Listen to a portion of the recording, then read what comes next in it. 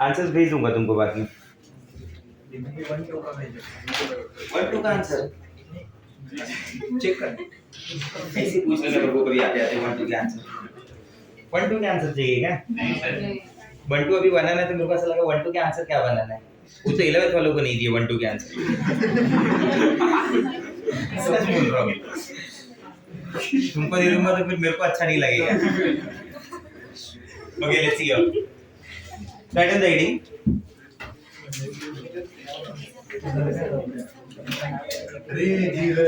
Laws of heading लिखो laws of chemical combinations.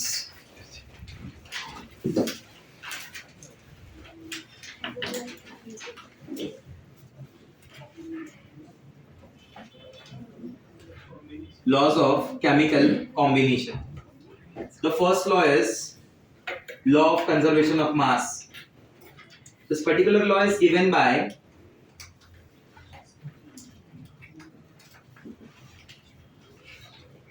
लेवाइसर। Scientist का नाम था लेवाइसर। उसने ये लॉ दिया था, law of conservation of mass. Law of conservation of mass जिसका स्टेटमेंट मैं ऐसे लिख सकता हूं कि during a chemical reaction mass is conserved. During a chemical reaction mass is conserved. जब आप किसी केमिकल रिएक्शन को देखते हैं तो उसमें जो मास होता है दैट मास इज कंजर्व। उसमें मास ना तो डिस्ट्रॉय होता है ना तो मास क्रिएट होता है, बराबर। तो लॉ वाला स्टेटमेंट आप कहीं से भी कॉपी करके लिख सकते हैं, मैं हर बार नहीं लिखूंगा। During a chemical reaction mass is conserve. और न्यूक्लियर रिएक्शन इसका एक्सेप्शंस होते हैं।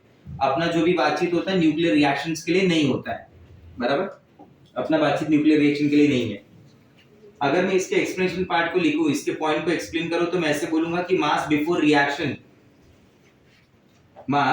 Reaction is exactly equal to mass after reaction, बराबर। mass before reaction is exactly equal to mass after reaction। जो mass है before reaction और after reaction हमेशा क्या होता है, सेम होता है, बराबर। mass before reaction is exactly equal to mass after reaction। इसके एग्जांपल पे अगर मैं फोकस करूं तो मैं बोलूंगा 100 gram of CaCO3 on thermal decomposition. mass before reaction is exactly equal to mass after reaction। अगर मैं बोलूं 100 ग्राम ऑफ CaCO3 है और उसका मैं थर्मल डीकंपोजिशन कर रहा हूं। थर्मल डीकंपोजिशन वर्ड का मतलब होता है कि आप उसको स्ट्रांगली हीट कर रहे हो। Thermal decomposition, decomposition it means break down. Thermal decomposition मतलब break down by supplying heat, break down by supplying heat. तो when 100 gram of CaCO3 on thermal decomposition gives 56 gram calcium oxide. Point पूछा जा रहा है कि find out the mass of carbon dioxide gas. तो ये question बनता है law of conservation of mass का, ठीक है। CaCO3 को अगर मैं स्ट्रांगली हीट करता हूं तो ये कंपाउंड देगा CO प्लस CO2, बराबर। इसमें CaCO3 का मास 100 ग्राम है, CO का मास 56 ग्राम है। अपने आप से मान ले let the mass of carbon dioxide gas is x। Assume करो कि let mass of carbon dioxide gas is x। तो उस हिसाब से ऐसा आ जाएगा 100 gram is equal to 56 plus x। आप समझ रहे मेरी बात को? 56 ग्राम प्लस x, तो आंसर आ जाएगा x is equal to 44 gram. x is equal to 44 gram. मैं बोलूंगा कि x जो है 44 ग्राम होगा। समझा मेरा बात? ठीक है। क्वेश्चन लिखिए एक बार पे। क्वेश्चन लिखो, x gram of hydrocarbon on combustion, x gram of hydrocarbon on combustion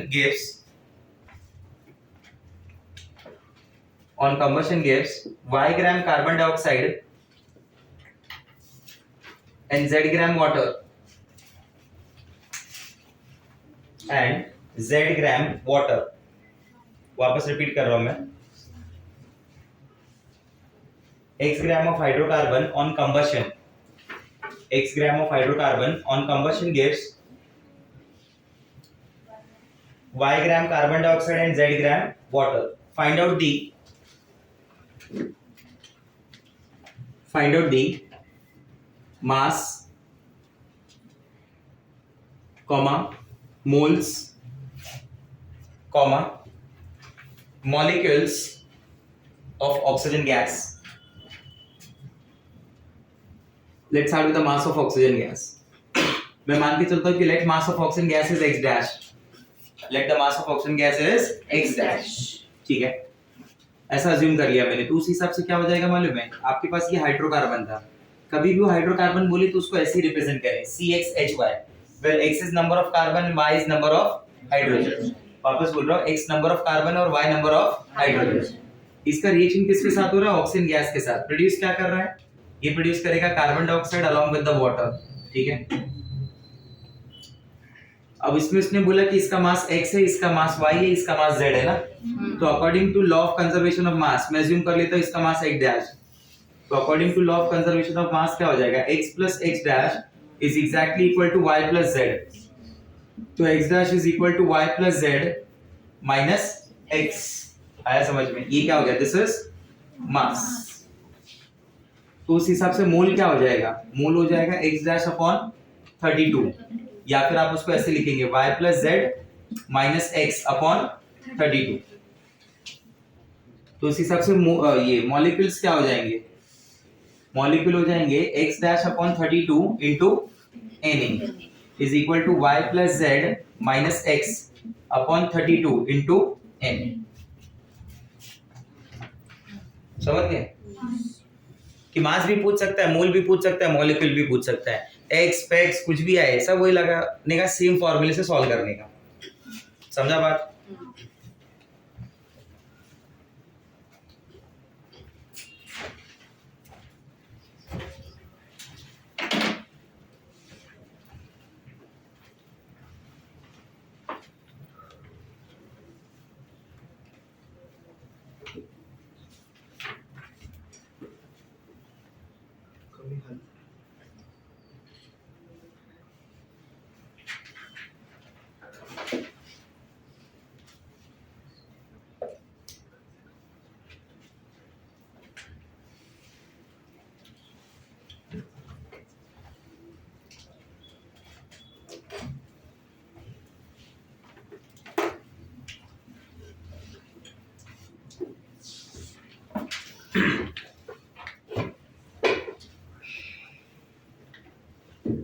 page पर मिडिल में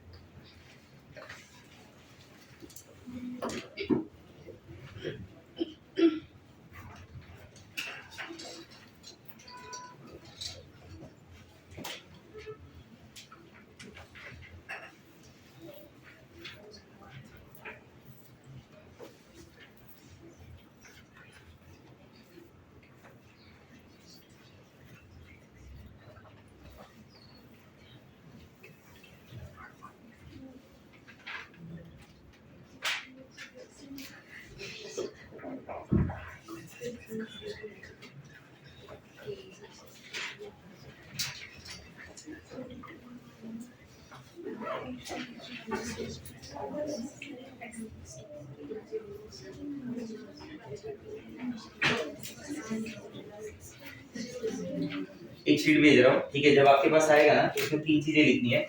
आपका नाम लिखना है, आपका एक्सपेक्टेड मार्क्स लिखना है, ठीक है, जो भी आ रहा होगा एक नॉर्मली, बराबर. तीसरा कॉलम है कौन सा बुक आपने सॉल्व किया था लास्ट ईयर, ठीक है, वो लिखना है. मैं आपको कुछ बताऊंगा, वैसा फॉलो करना है. 4 से 5 बुक अपन यूज करेंगे, बराबर. डिस्कशन होगा मेरे और तुम्हारे बीच में, ऐसा करना है नहीं करना है. अभी तुमको मैं आइडिया खाली शेयर कर रहा हूँ. Will make a group of 4 to 5 students, बराबर. Will make a group of 4 to 5 students. और अपन क्या करेंगे मालूम है?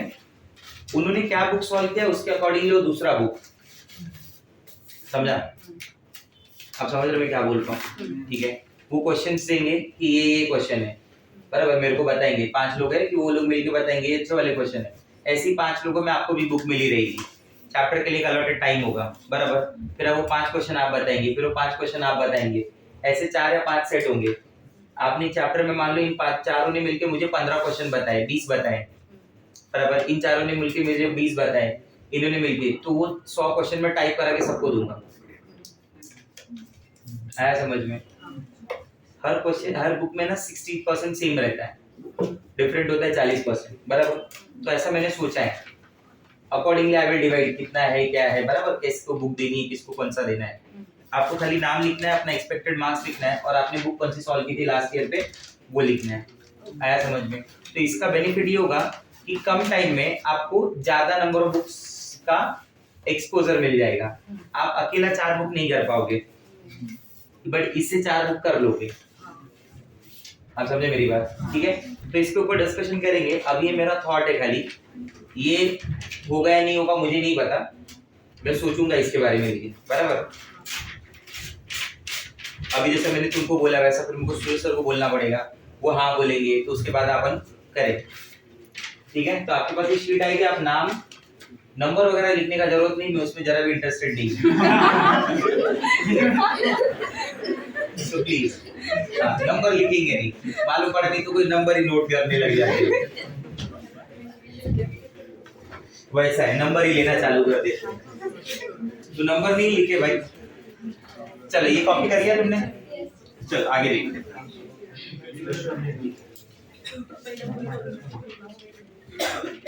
एक्सपेक्टेड मार्क्स में एक एवरेज आइडिया रखना है, ठीक है। ऐसा ना हो कि आप वहां पे लिखते हैं 550 में तुमको सीधा फिर सिंगेजी लाके दे दूं। फिर बाद में लगी तो सॉरी नहीं हो रहा है सर, ऐसा नहीं करें। जितना मार्क्स आ रहा है उतने मार्क्स के हिसाब से लिखिए, ठीक है। सेकंड लॉ लिखो, लॉ ऑफ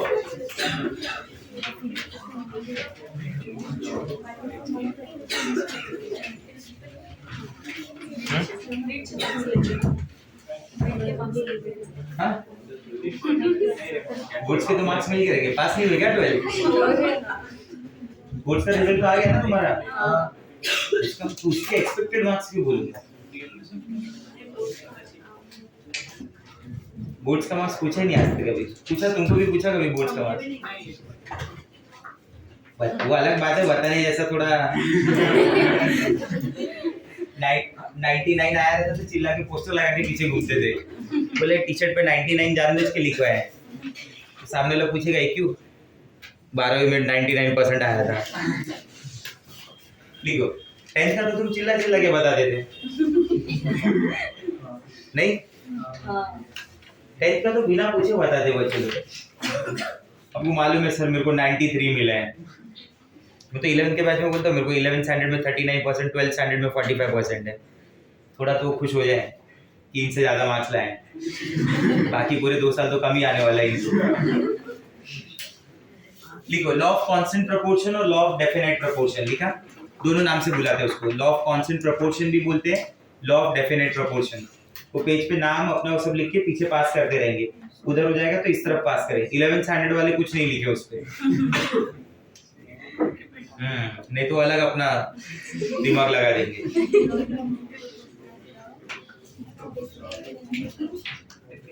चलो देखो, नाम लिखा मालूम पड़ा, आगे लिख देगा I am in 11th standard.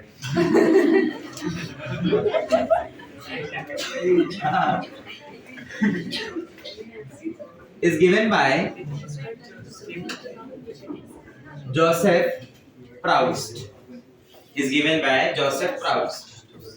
Statement वगैरह में अपन ज्यादा इंटरेस्टेड नहीं है, ये directly I am starting with the explanation part, ठीक है ना। दूसरा writing please stop writing, right it afterwards. ये खत्म हो जाए उसके बाद में आपको जो लिखना है लिखिए। पॉइंट क्या मालूम है, लॉ क्या बोलना चाहता है? ये लॉस का थ्योरी बहुत इजी होगा। मैं आपको थ्योरी का समझाता हूँ। जब लॉ में ऐसा बात करने लगे कि 2 से ज्यादा एक्सपेरिमेंट, दो मतलब experiment number 1, experiment number 2, different source, ऐसा वर्ड आ जाए, बराबर। These are the 2 different methods for the preparation of this, ऐसा मेथड, ऐसा कुछ वर्ड आ जाए तो समझ जाना बेसिकली किसके बारे में बात करना चाहता है। Law constant proportion. इस लॉ का कैसा बोलना है मालूम है? जैसे मैं आपको बोलता हूँ कार्बन डाइऑक्साइड गैस के लिए don't you think there are various methods for the preparation of carbon dioxide gas? क्या बोलते हो, हाँ या ना? इवन नेचर भी तो कार्बन डाइऑक्साइड गैस, नेचर से भी तो कार्बन डाइऑक्साइड गैस मिलती है। हम खुद भी क्या कर रहे हैं, कार्बन डाइऑक्साइड गैस रिलीज कर रहे हैं ना बॉडी से। तो ऐसे कई सारे मेथड है, बट पॉइंट ये है कि आप कार्बन डाइऑक्साइड किसी भी मेथड से बनाओ, बराबर, किसी भी प्रिपरेशन से बनाओ, फ्रॉम एनी सोर्स,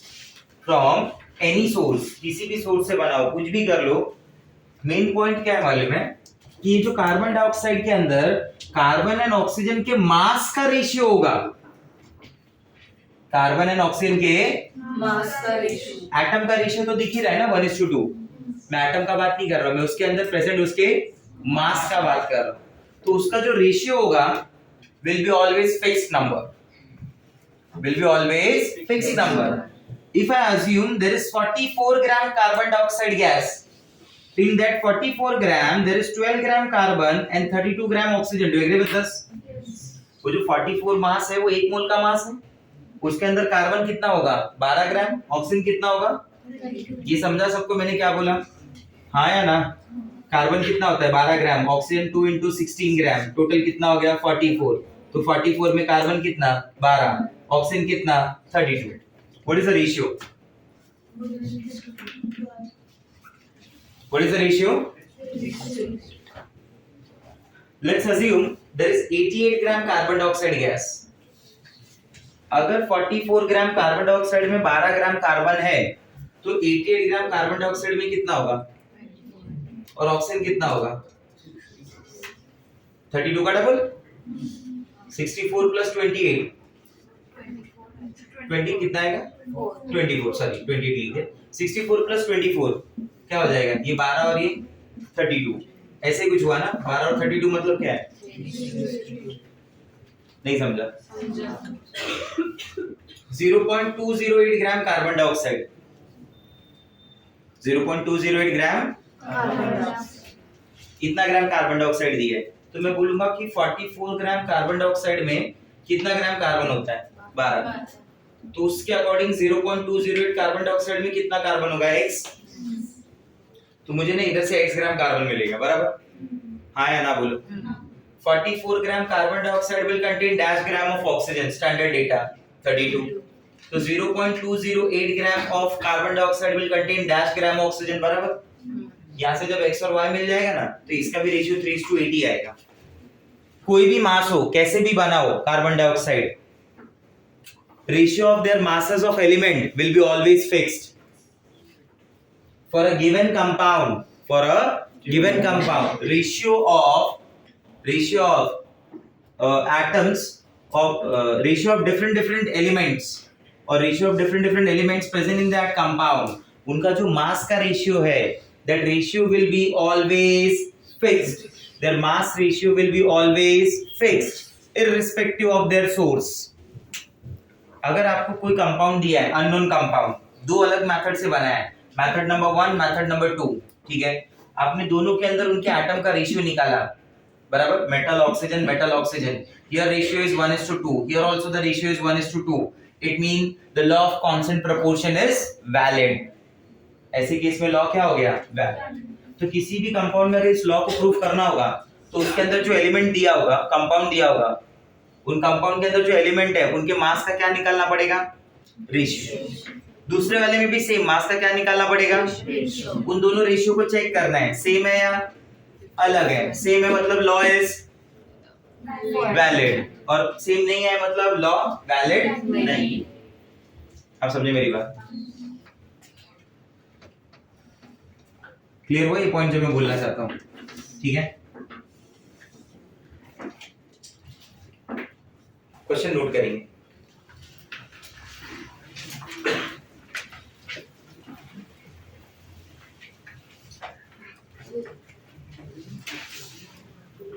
रहने दो question.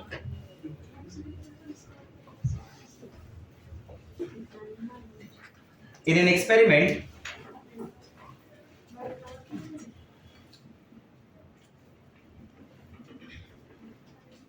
in an experiment,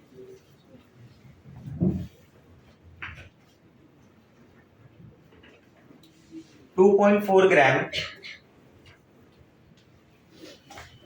2.4 gram of iron oxide in an experiment, 2.4 gram of iron oxide on reduction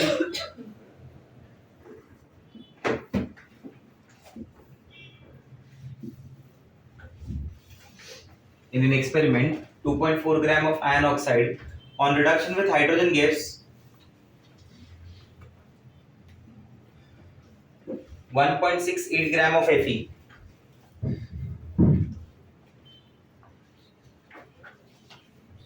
One 1.68 gram of Fe. In another experiment,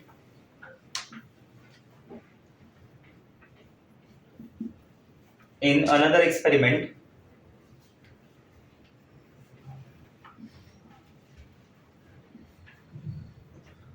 two 2.9 gram of oxide gas,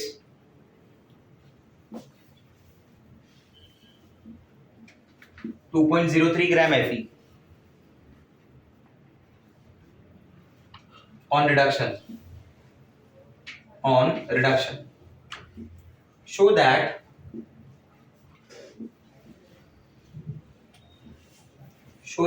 these data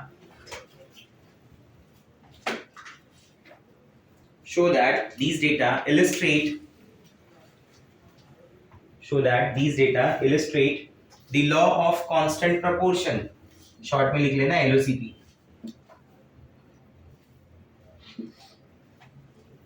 अब ना इसको बहुत ध्यान से समझो वरना ऐसे question नहीं सॉल्व हो पाएंगे. ठीक है, बहुत ध्यान से समझो. एक एक लाइन के पढ़ते जाओ. उसने क्या बोला है, आयरन ऑक्साइड बना है बराबर, वो Fe बना रहा है बराबर. ये बात तो क्लियर हो रही है. दो अलग अलग एक्सपेरिमेंट से बना रहा है ना. तो मैं ऐसे बोलता हूँ कि मान लो this is the iron oxide, this is experiment number 1, this is experiment number 2. Iron oxide consists of what? Fe and oxygen. बराबर. पहले वाले में अमाउंट कितना है आयरन ऑक्साइड का 2.4, दूसरे वाले में कितना है 2.9. 2.4 में Fe कितना है 1.68, दूसरे वाले में Fe कितना है 2.03. Agree. Remaining amount will be of oxygen. ये तो समझ जाना है. कितना हो जाएगा 2.40 में से 1.68 माइनस करके बताओ कितना आएगा. 0.72 आएगा यार. नहीं समझा? करूं माइनस? नहीं ना. दूसरा वाला बताओ 0.87. अब लॉ के हिसाब से कांस्टेंट प्रोपोर्शन प्रूव करने के लिए इन दोनों का रेशियो और इन दोनों का रेशियो सेम आना चाहिए. बराबर. इतने डेटा से ये तो बना देंगे. फिर जो एलिमेंट है ना उन दोनों एलिमेंट के मास का रेशियो क्या आना चाहिए, सेम. हर एक सैंपल में. पहले वाले सैंपल में 1.68 अपॉन 0.72 है. Can I write it as 168 upon 72? बराबर. Can I write it as 84 upon 36? 2 4 8 2 8 16 ना. Can I write it as 32 upon 18? बोलो हाँ या ना. क्या मैं इसको ऐसा लिख सकता हूँ, ये 32 16 हो गया, ये क्या हो गया 9. और क्या लिख सकता हूँ, ये कितना हो गया 8, ये कितना हो गया, या फिर छोड़ो इधर 9 का टेबल तो आता रहेगा, मैं मान के चलता हूँ. तो ये अब डिवाइड होना इजी हो गया थोड़ा. 9 1 जा 9, पीछे 7 बच गया. 9 6 जा 54 और 9 7 जा 63. मतलब 7 तो नहीं आएगा. 1.6666:1. यस और नो. दूसरे वाले पे आ जाओ. 203 अपॉन 87 लिख दूं, 202 अपॉन 86 लिख दूं. हाँ या ना. बराबर. 101 सुनना ध्यान से. 101 ये डिवाइड कर लो 43. बराबर. 100 अपॉन 44 कर दूं, 50 अपॉन 22 कर दूं. क्या बोलते चलेगा. 25 अपॉन 11 कर दूं. हाँ या ना. कम तो नहीं हुआ ना, कहीं पे देख लेना एक बार. कौन सा 84 नहीं समझा. अरे खालचं वेगळं क्या बोल रहे हो. उनको मालूम है.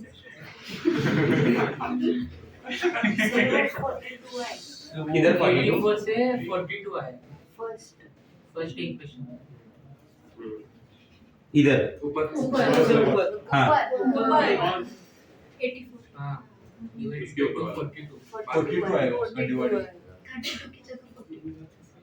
अच्छा ये ओके ओके ओके ठीक है 42 अपॉन 18 ना 21 अपॉन 19 बराबर 9 7/3 बराबर हाँ तो ये तो चेंज हुआ ना 7/3 कितना हो जाएगा 3 2 6 2.33:1 बराबर 202 अपॉन 86 ना 101 अपॉन 43 100 अपॉन 44 बराबर ये 50 मान लो ये 22 मान लो बराबर ये 25 मान लो ये 11 मान लो 11 2 22 पीछा तीन बचेगा 11 3 समथिंग में कुछ तो आएगा रेशियो विल बी अपलोड दोनों का सेम तो law of constant proportion is valid नहीं समझा क्लियर हो रहा है ये बात ठीक है तो इतना लिख के छोड़ दो वो ये सब लिखने की जरूरत नहीं है तुमको पता है वो आ जाएगा आगे डायरेक्ट रेशियो लिखना अगला क्वेश्चन लिखो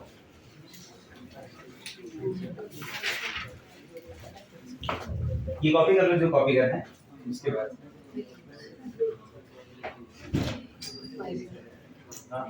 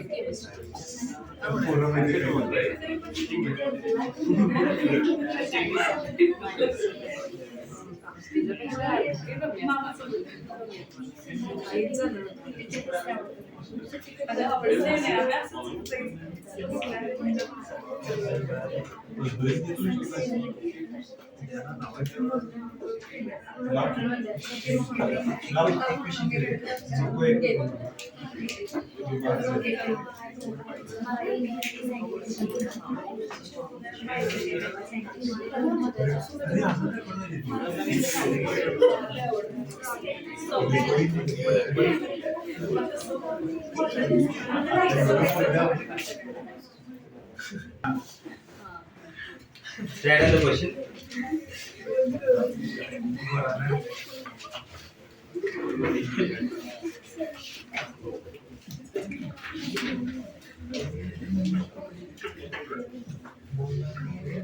Write down the question.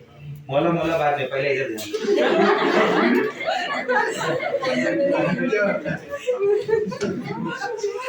जब क्वेश्चन नहीं आता ना तो फिर यही सब याद रहता है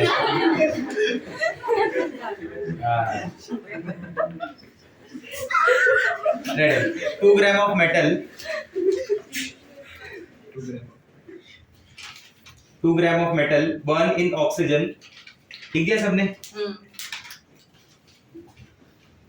ये जिसने इंटरनल प्लस पीवाई क्यों लिखा किसका इंटरनल कौन से क्लास का तो लिखो उधर मेरे को कैसा मालूम पड़ेगा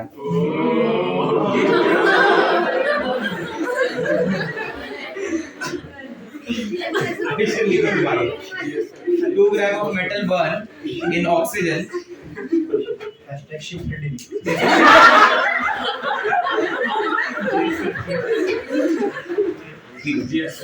two gram of metal burn in oxygen 2 gram of metal burn in oxygen gave 3.2 gram of its oxide 3.2 gram of its oxide 1.42 gram of the same metal 1.42 gram of the same metal heated in steam 1.42 gram of the same metal heated in steam gave 2.27 heated in steam gave 2.27 gram of its oxide. Show that these data illustrate the law of constant proportion. चलो try करके बताओ. करेंगे साथ में या खुद से करोगे?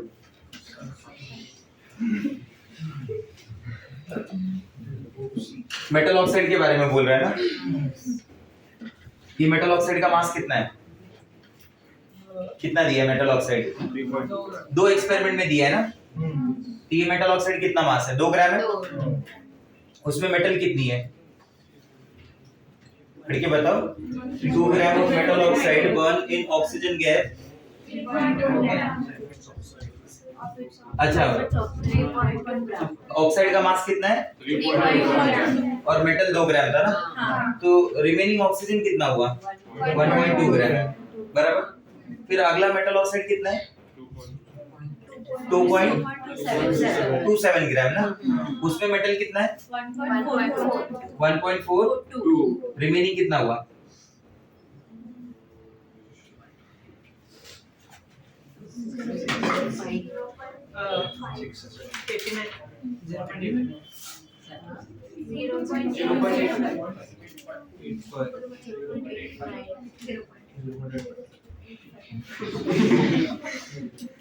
इसके आगे एक बात बोलूंगा ना तो तुम ज्यादा हंसेंगे. पूछो क्या?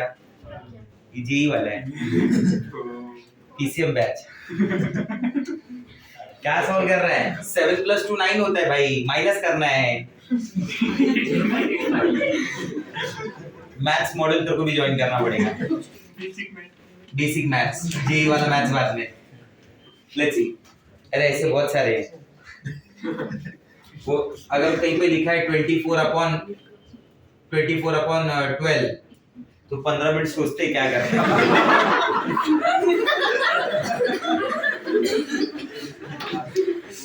हाँ सच में बोलते कैलकुलेशन बहुत डिफिकल्ट है सर.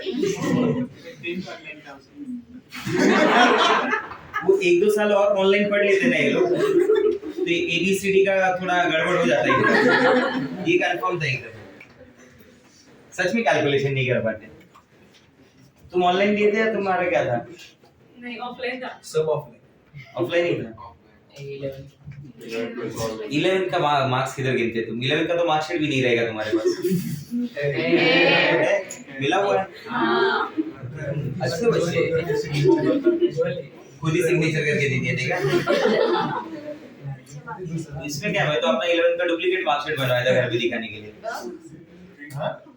40% का 90 करवाया था. बोले कभी तो घर वालों को लगे अच्छा मार्क्स आया. ये वाला बताओ क्या हो जाएगा? ये मेटल है ऑक्सीजन है. ये मेटल है ऑक्सीजन. बराबर. ये कितना हो गया? 20/12 हो गया. समझा? 20/12 क्यों किया? तुमको देखते हुए ना. 4 5 4 3 कितना हो गया? 5/3. 1.66:1 हो गया ना. इसका कितना आ जाएगा? 142/85. बराबर. मान लो मैं 142/84 बराबर. 71/42 बराबर. 71/42. 70/42 मान लो कैंसिल हो जाएगा. 10/6 5/3. दोनों का रेशियो सेम है. मतलब लॉ इज वैलिड. ठीक है. कॉपी करो. तीसरा लॉ है. यहाँ के स्टेटमेंट में मतलब नहीं है. यहाँ के वो वर्ड्स देखो ध्यान से. क्या दिया रहेगा? डिफरेंट सोर्स बराबर. डिफरेंट मेथड, वेरियस एक्सपेरिमेंट्स, ऐसा सब वर्ड ये उनके कीवर्ड्स है.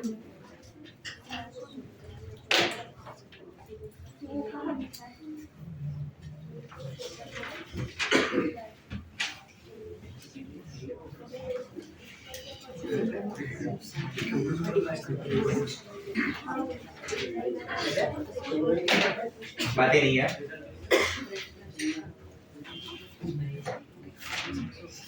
नेक्स्ट लिखो.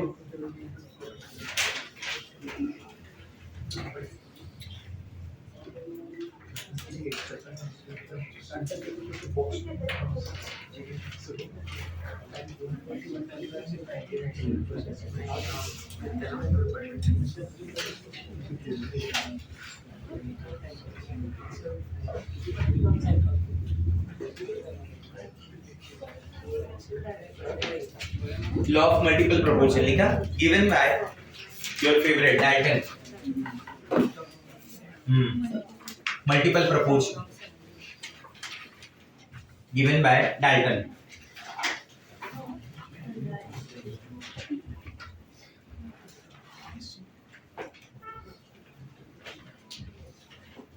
लिखा. लॉ ऑफ मल्टीपल प्रोपोर्शन समझ लो क्या बोलना चाहता है. When two elements combine to give a two or more compounds, इसका कीवर्ड क्या मालूम है? Two element combines, ये इसका कीवर्ड है. दो एलिमेंट combines ऐसा सब लिख रहा है, बराबर? तो समझ आना कि लॉ ऑफ मल्टीपल प्रोपोर्शन के बारे में बात करते हैं.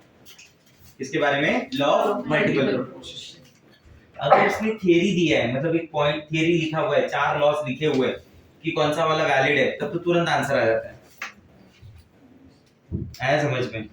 थियरी में, क्योंकि मैं बोल रहा हूँ ना कि दो एलिमेंट का बात हुआ तो मल्टीपल है, डिफरेंट डिफरेंट सोर्सेज ऐसा सब बात हुआ तो लॉ ऑफ कांस्टेंट प्रोपोर्शन है, बराबर? मासेस का बात कर रहा है, इतना दे रहा है, ये इतना दे रहा है, ये इतना दे रहा है, और देख के लग रहा है कि reaction before reaction exactly equal to after reaction, तो समझ जाना कौन सा law of conservation of mass.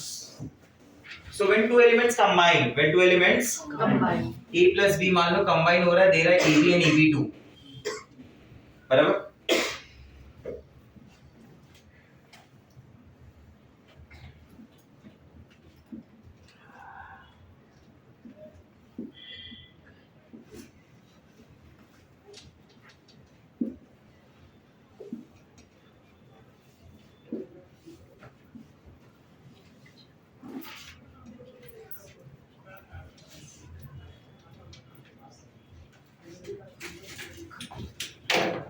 क्या लिखा है देखो, एक के मास को फिक्स करो और दूसरे के मास को कंपेयर करो, बराबर?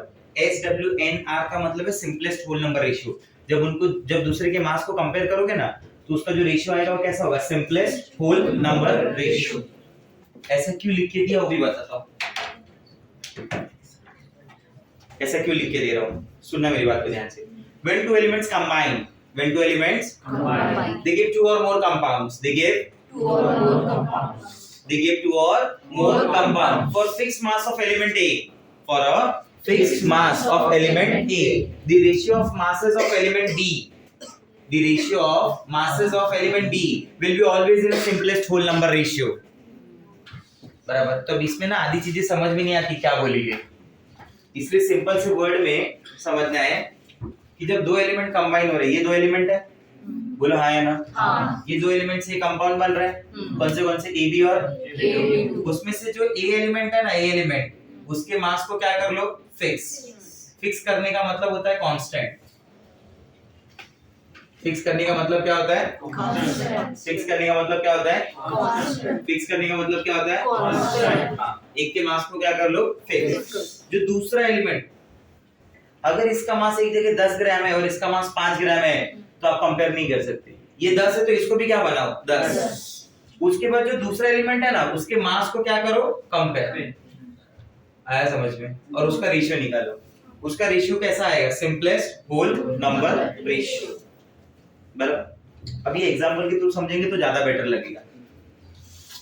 जैसे एग्जांपल में मैं ऐसा बोल रहा हूँ कि there are two oxides of carbon. कितना ऑक्साइड्स? 2.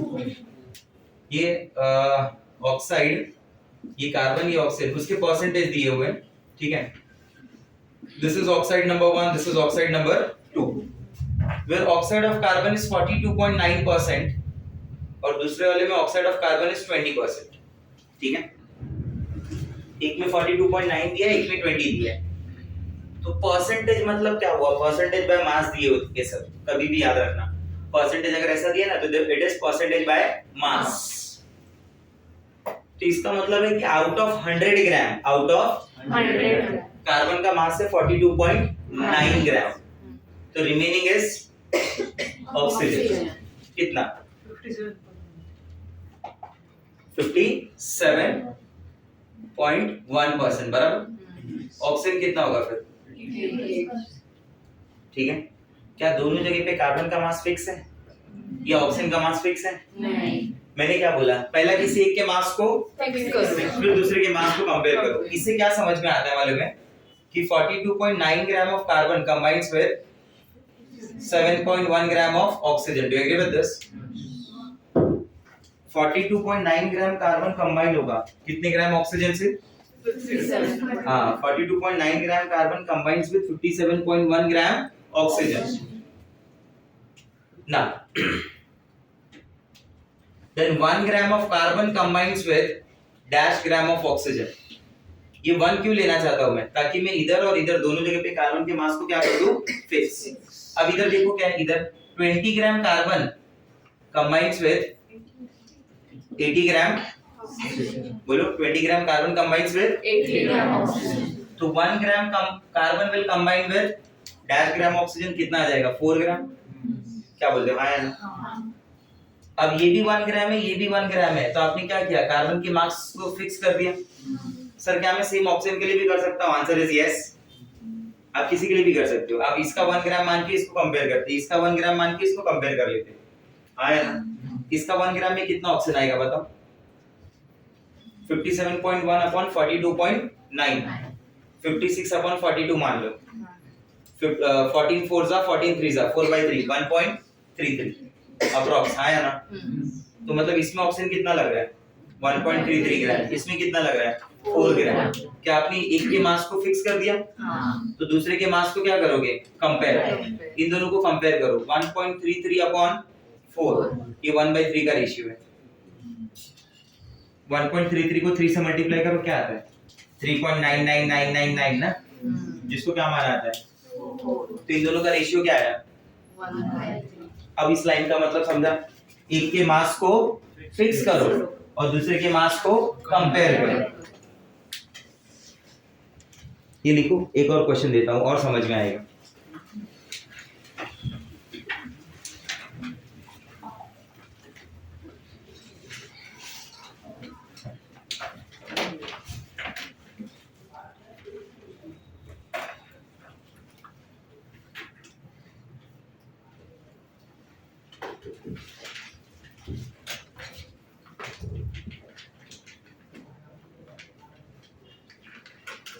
हेलो,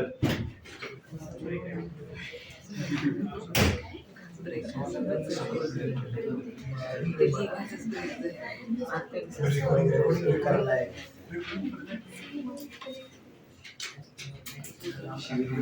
दीदी आप लोग वही कर रहे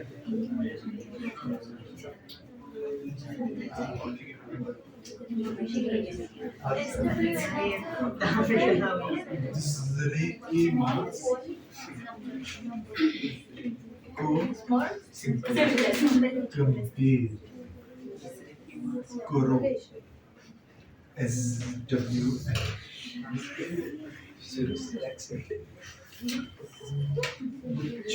observe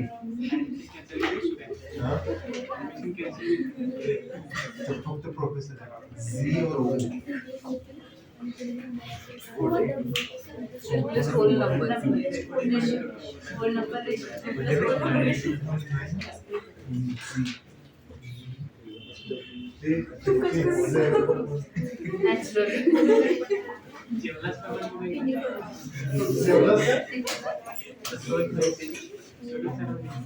क्या जी आपने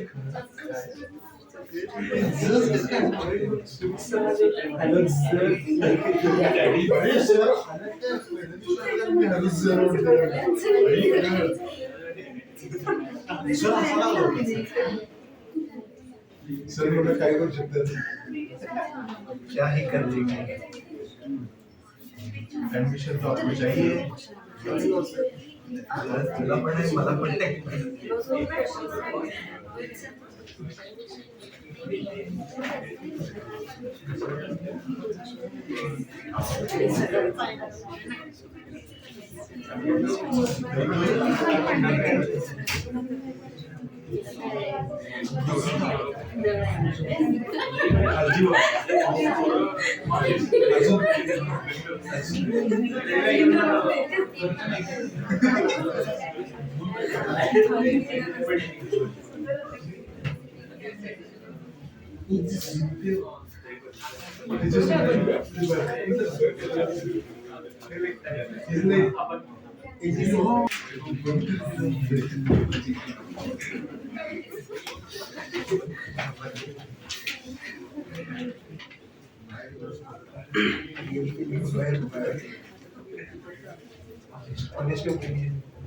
Right, I have a question. Dinitrogen and dioxygen.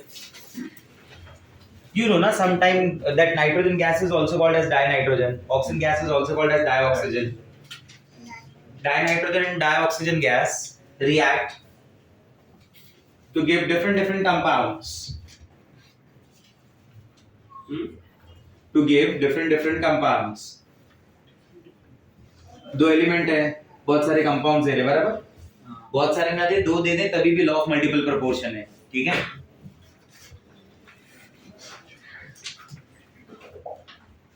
ये डेटा लिखो.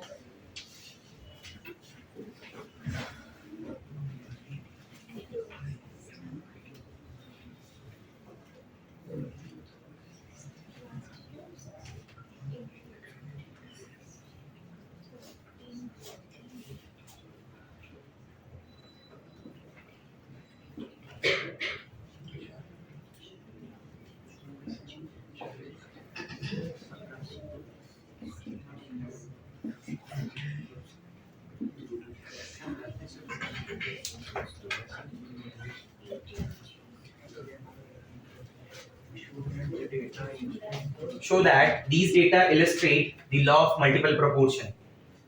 ये डीपीपी का क्वेश्चन है, मैं करा दे रहा हूँ. डीपीपी 4 का क्वेश्चन होगा ये.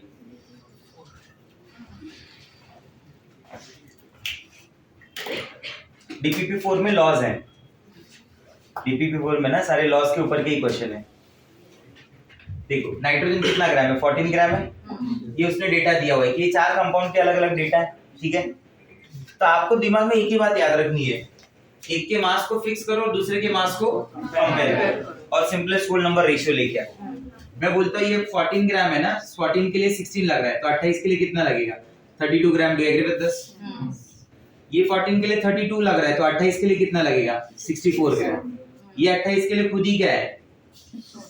16 ग्राम है ना, और ये भी 28 के लिए क्या है? 80 ग्राम है. क्या बोलते, सही है?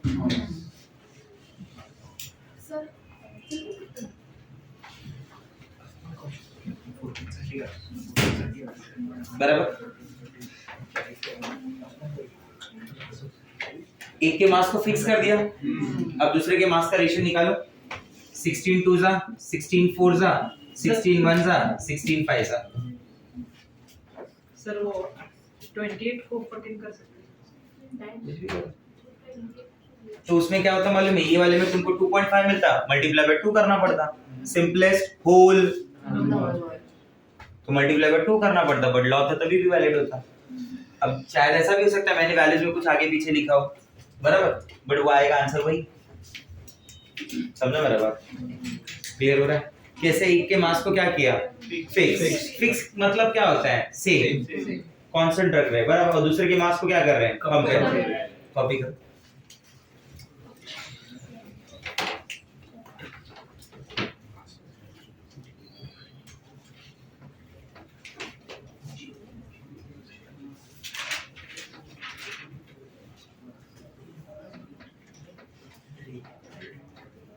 जीव दे दो.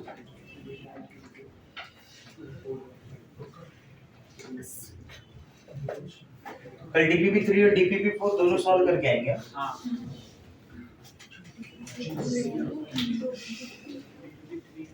3 दे दिया है ना, हाँ. 4 अभी भेज दूंगा थोड़ी देर में.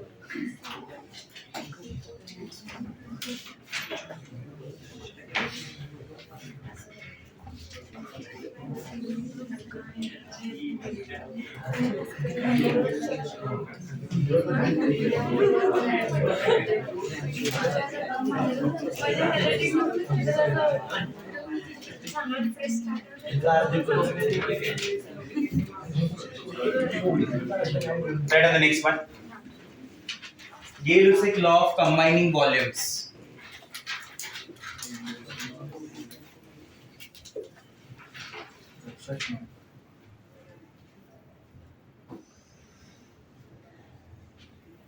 लिखा? It is given by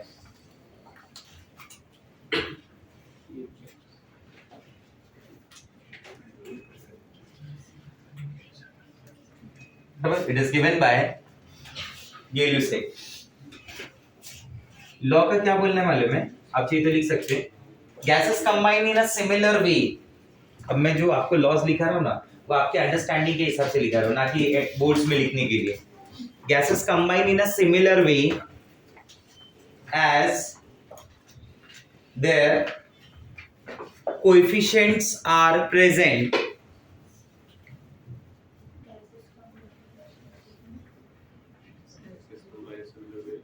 Gases combine in a similar way as their coefficients are present.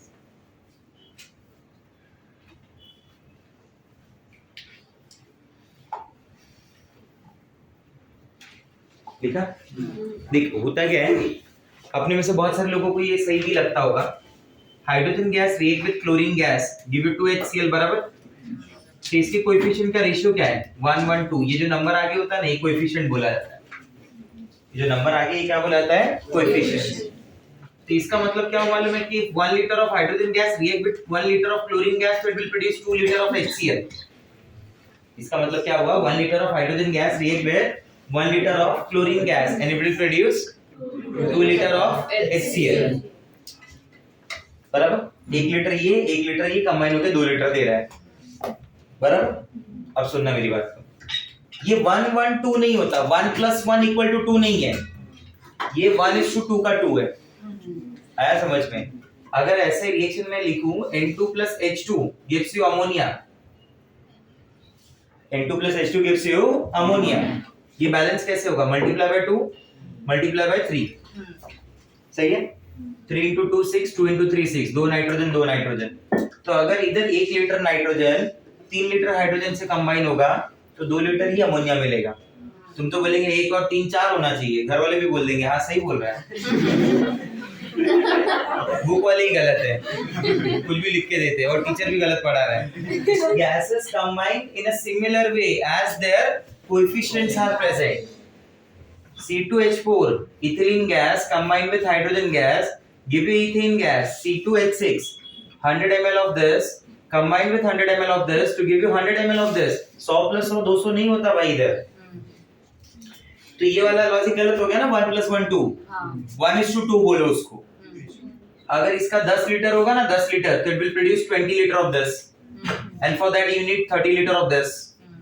Because the ratio between these two is 3:2.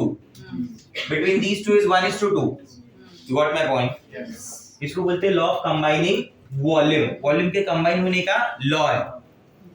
और वो लॉ क्या है कि वॉल्यूम वैसे ही कंबाइन होगा जिस रेशियो में क्या होंगे उनके कोएफिशिएंट्स. नहीं समझा मेरा बात? If I start with x liter of nitrogen gas, I will get 2x liter of ammonia gas, and for that 2x liter of ammonia gas I need 3x liter of hydrogen gas. आप समझे मेरी बात? ठीक है. Next is Avogadro's law. These are the two containers. बराबर? इस law ये जो लॉ है ना this is a conditional law. इस लॉ की कंडीशन है. क्या कंडीशन है? कि gases should have equal volume and they should be kept at same temperature and pressure. इसको बोलते हैं आइडेंटिकल कंडीशन. बराबर? आपको सिंपल सी बात है, आपको किसी के दो के बीच में कंपेयर करना है ना तो कंडीशन सेम रखनी पड़ती है. आया समझ में? ठीक है. मान लो 50 स्टूडेंट है जो एग्जाम दे रहे हैं 10th स्टैंडर्ड का. बराबर? एक को बाइजू फाइजू ये वो सब का सब्सक्रिप्शन और क्लासेस वगैरह लगा के रखते हैं. एक बच्चे के पास बुक खरीदने के भी पैसे नहीं है. दोनों के मार्क्स को आप कंपेयर कर सकते हो? कभी नहीं. कोई भी कम ज्यादा हो क्योंकि दोनों का कंडीशन. इसलिए कभी भी जब कंपैरिजन का बात आता है ना तो कंडीशन सेम होना चाहिए. कंडीशन क्या होना चाहिए? सेम होना चाहिए. आप समझे मेरी बात को मैं क्या बोलना चाहता हूँ? So gases having equal volume kept at same temperature and pressure, that is identical condition, will contain equal number of mole and molecules. Will contain equal number of mole and Molecule. उनके अंदर number of mole and molecule हमेशा क्या होते हैं? Equal. आप समझ रहे मेरी बात को? मैं ये प्रूफ करके दूंगा, खाली बोल नहीं रहा हूँ, आप भी मानेंगे कि हाँ सही है, वरना फिर पूरा चैप्टर गलत मानना पड़ेगा। ठीक है, देखो कैसे, ये मान लो वॉल्यूम है बराबर, मैंने बोला condition is STP, that is standard temperature pressure, it occupies volume of 22.4 litre, it occupies volume of 22.4 litre, equal volume की कंडीशन सेटिस्फाई हो गई, सेम टेम्परेचर प्रेशर की कंडीशन सेटिस्फाई हो गई, they are kept at same temperature and pressure and both the gases have volume of 22.4 बराबर। You tell me ऐसा gas जो 22.4 litre का वॉल्यूम ऑक्यूपाई करता है, उस गैस का मोल कितना होता है एसटीपी कंडीशन पे? तो इसका मोल कितना हुआ, इसका भी कितना हुआ, तो इसका मॉलिक्यूल कितना हुआ, एक मोल में कितने मॉलिक्यूल होते हैं, तो इसके भी मॉलिक्यूल कितने हुए, हो गया ना सेम? नहीं समझा? समझा। ऐसा है, क्लियर हो रहा है बात मेरा? बराबर। क्वेश्चन अगर ऐसे लिख के दे रहा हो, gases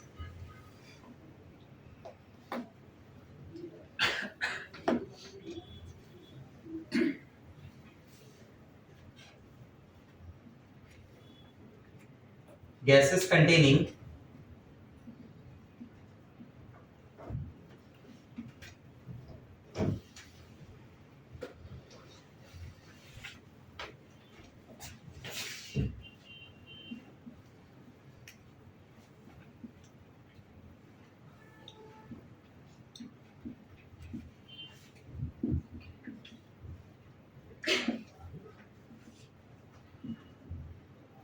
helium, oxygen and ozone gas having equal volume, Equal volume. at same temperature and pressure। कभी कभी ऐसा ना लिखो, आइडेंटिकल कंडीशन लिखेगा, सिमिलर कंडीशन लिखेगा, ऐसे वर्ड आपको देगा कि आपको उससे लगेगा कि ये सब एक जैसे हैं। Same helium, oxygen and ozone gas having equal volume at same temperature and pressure।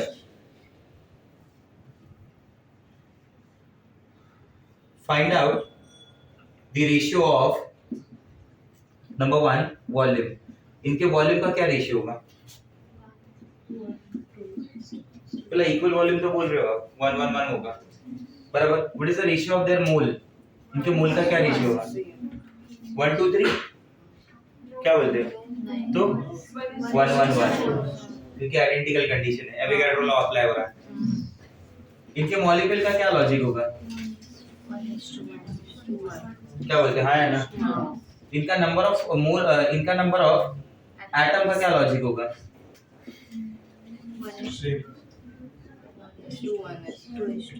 1:2:3। अगर इसका एक मोल मानते हो बराबर, तो हीलियम के कितने एटम हो गए? 1 into Na into 1। इसका एक मोल मान रहे हो तो इसके कितने हो गए? 1 into Na into 2। इसका एक मोल मान रहे हो तो इसके कितने हो गए? तब तो रेशियो 1 2 3 आया ना। हाँ। एटम सेम नहीं होगा। क्या एटम कभी सेम नहीं होगा? होगा। कब? एटॉमिसिटी सेम होगा तब। अगर ये गैस होती नाइट्रोजन, ऑक्सीजन और फ्लोरीन, तो आंसर इसका भी 1 1 1 ही आता। तो ध्यान देना, वो एटम पूछ रहे हैं नहीं पूछ रहे हैं। एटम में सेम हो सकता है और नहीं भी हो सकता है। तो स्टेटमेंट ट्रू फॉल्स की अगर हो तो आप क्लियरली ट्रू नहीं बोल सकते, आगे पीछे ही बोलेंगे। समझा नहीं समझा मेरा बात? समझा। क्लियर हुआ ये पॉइंट? कॉपी करते हैं।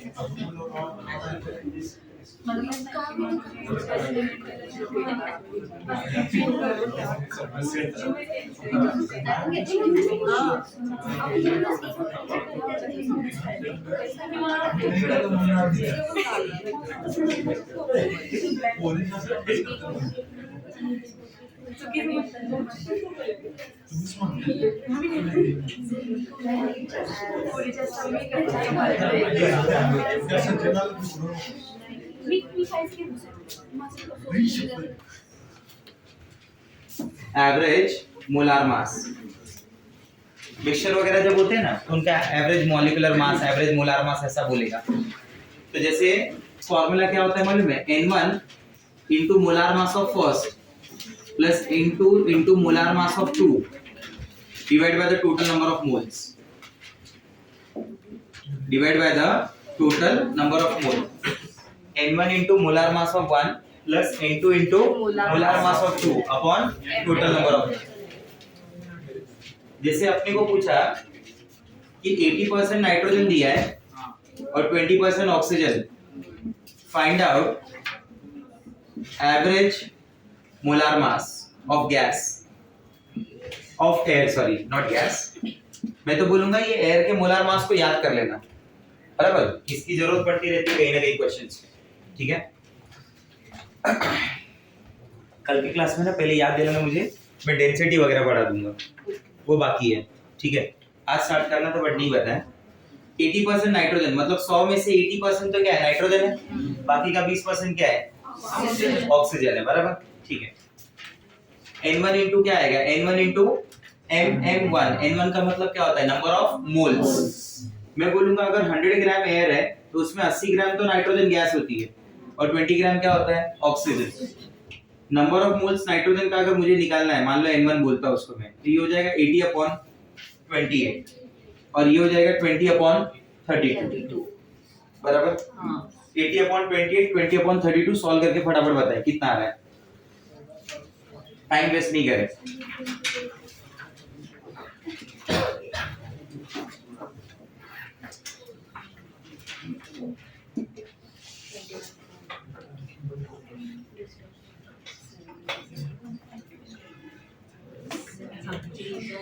कितना आ रहा है, 2.85 और 20/32 0.625 ना।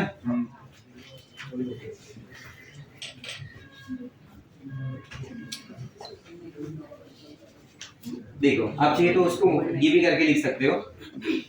N1 कितना हो गया बोलो, इसका N1 कितना हो गया, 80/28 मल्टीप्लाई बाय 28, बराबर, प्लस इधर कितना आ जाएगा 20/32, बराबर, प्लस सॉरी इनटू 32, बराबर, डिवाइड बाय 80/28 प्लस 20/32। इसको सॉल्व कर दोगे ना तो आपको उसका एवरेज मोलार मास आ जाएगा 28 पॉइंट समथिंग तक आना चाहिए। आया समझ में? ये समझा कौन, N1 into MM1। What is MM1? Molar mass. N2 इसका नंबर ऑफ मोल्स, MM2 क्या उसका मोलार मास। ऐसा नहीं दिख रहा कुछ जो मुझे दिख रहा है शायद, N1/N total. What is N1/N total? Mole fraction. What is N2/N total? क्या मैं इसको ऐसे लिख सकता हूँ, N1/N total into molar mass of 1 plus N2/N total into molar mass of 2। What is N1/N total? x1।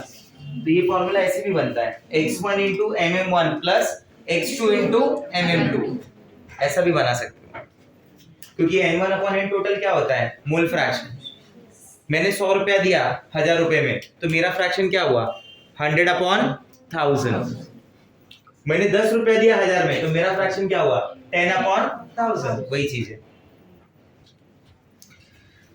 DPP number 3 है ये, वो 3A था, ये 3B है। ओके, तो उसमें मॉलिक्यूलर फार्मूला, एम्पिरिकल फार्मूला नहीं आएगा, ये सब सॉल्व करना रहेगा तुमको। किधर गया मेरा फोन?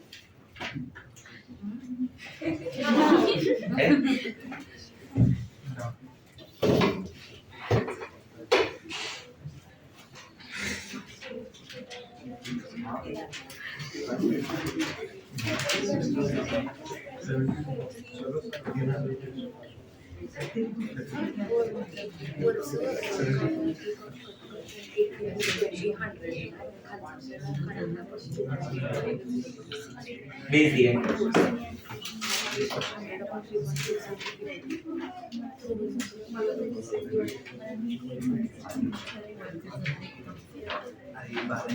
सृष्टि कौन है? सृष्टि अपने नहीं लिखा मार्क्स।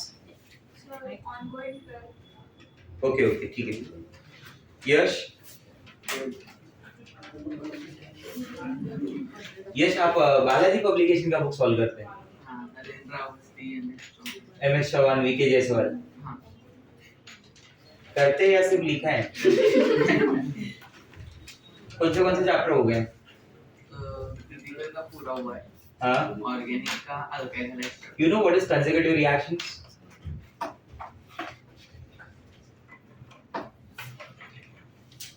अपना नोट्स है ना, इसमें एक सेक्शन है फाउंडेशन बिल्डर्स करके, उसका क्वेश्चन नंबर 21 होगा शायद, सॉल्व कर। नोट्स ले लो।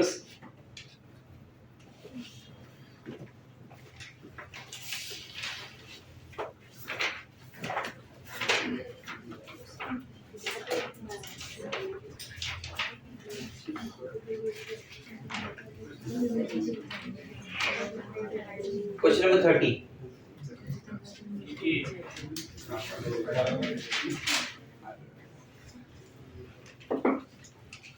ये AVAST क्या है? ये कौन सा बुक है? अरे स्पेलिंग तो बराबर लिखो। अवस्थी का AVSTI थोड़ी होता है, या तो हाँ AVA शुरुआत में रहेगा तो STH आई रहेगा। अवस्थी है, टी नहीं है, थी है। जाके देख लेना पहले आज बुक में। N अवस्थी ना। हाँ सुरेश सर MS चौहान को मिले हुए हैं, कोटा जब भी गए थे तो। हाँ मैं सोया था फ्लैट में।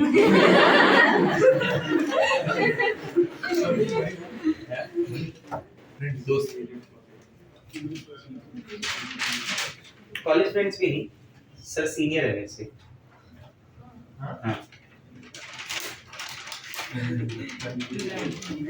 तुम्हारा बोलने का मतलब क्या है?